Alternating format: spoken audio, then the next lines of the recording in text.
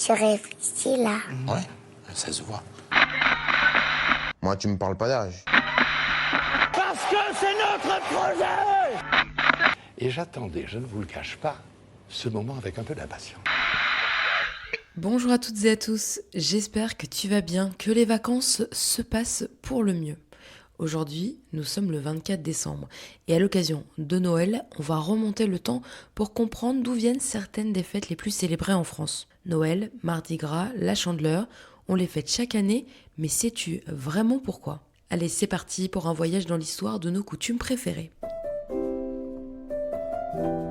On dit souvent que Noël célèbre la naissance de Jésus-Christ.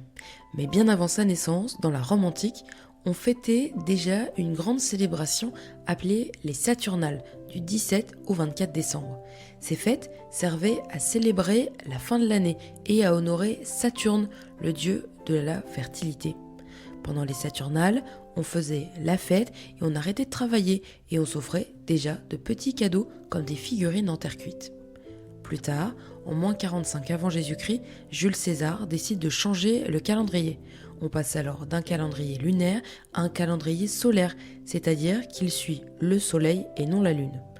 À cause de ce changement, le solstice d'hiver, le jour le plus court de l'année, se retrouve fixé autour du 25 décembre. Ce n'est qu'en 354 après Jésus-Christ que le pape Libère décide de fixer officiellement la naissance de Jésus au 25 décembre, même si on ne connaît pas la vraie date exacte. Pour les chrétiens, Jésus est vu comme la lumière du monde et l'associer au moment où les jours recommencent à s'allonger, c'est fait tout naturellement. Quelques semaines plus tard, on célèbre la Chandeleur et on mange des crêpes. Mais là aussi, cette fête est bien plus ancienne qu'on ne le croit. Chez les Romains, on fêtait les Lupercales à la mi-février.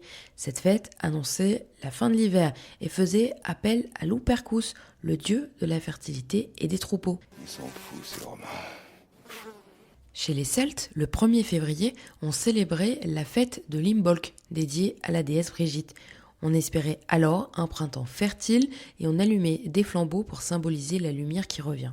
En 472 après Jésus-Christ, l'évêque de Rome, Gélase, organise une grande procession le 2 février avec des chandelles.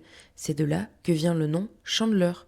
Pendant cette marche, il distribuait des crêpes aux pèlerins. Leur forme ronde et leur couleur dorée rappellent le soleil et symbolisent la prospérité et le retour des beaux jours. Chez les chrétiens d'Orient, le 2 février correspond aussi à la présentation de Jésus au temple, un épisode raconté dans le Nouveau Testament. Petit à petit, l'Église catholique diffuse cette tradition dans toute l'Europe. C'est cela, oui. Mardi Gras aussi trouve ses origines dans l'Antiquité romaine. Cette fête célèbre la fin de l'hiver et annonce le carême pour les chrétiens. Elle a toujours lieu 47 jours avant Pâques et marque la fin de la semaine du carnaval. Le mot carnaval vient de l'italien carne levare, qui signifie retirer la viande. Pendant le carême, on ne mangeait plus de produits gras. Avant cette période, les familles avaient pour habitude de vider leurs réserves de beurre, d'œufs ou de sucre. Les enfants passaient alors de maison en maison pour récupérer ces ingrédients et préparer crêpes, gaufres et beignets. Ça grossit. C'est bon mon chouchou. Avec le temps, cette fête est devenue le carnaval que l'on connaît aujourd'hui. Les bals masqués, apparus au XIIIe siècle, permettaient à tout le monde de participer à la fête.